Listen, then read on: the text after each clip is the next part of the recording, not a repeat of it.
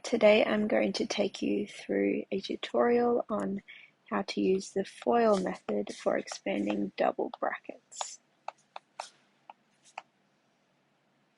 FOIL method. So let's say we've got the brackets x plus 2, close bracket, x plus 4.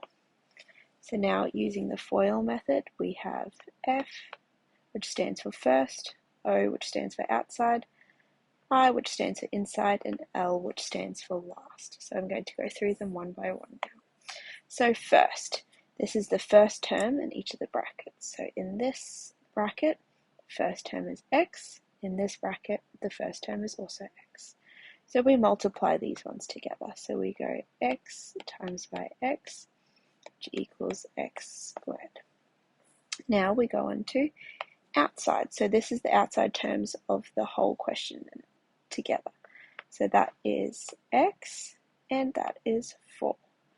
So we go x times by 4 and that equals 4x. Then we have our inside terms, so these are the inside ones of the whole thing. So that is 2 and x. So we go 2 times by x, which equals 2x. Then we have last, and our last terms in each of the brackets we need to multiply them. So we need to multiply 2 and 4. 2 times by 4, which equals 8. So that is our first step. Now we need to put this all together in one equation. So we have x squared, then we have positive 4x, then we have positive 2x, and we have 8.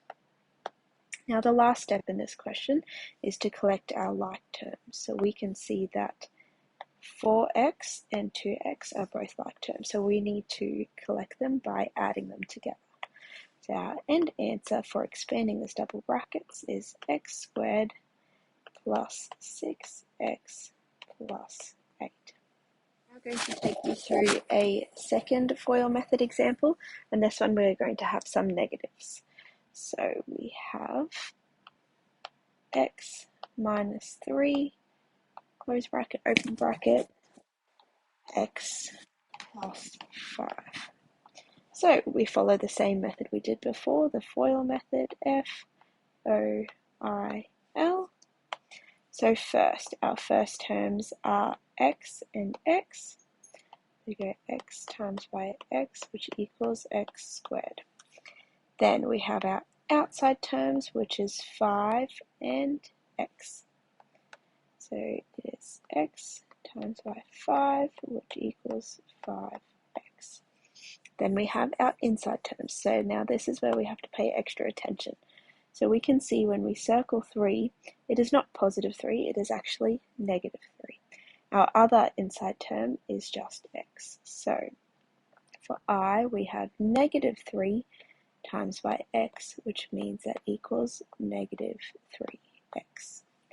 Then our last terms are negative 3 again and 5. So that is negative 3 times by 5, which equals negative 15. Now we need to put these all together in one expression.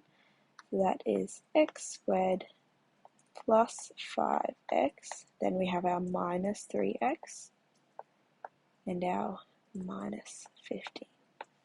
So again, in this question, we also have like terms. Our like terms are positive 5x and negative 3x. That equals x squared plus 5 minus 3 equals plus 2x minus 15. And that is our end answer.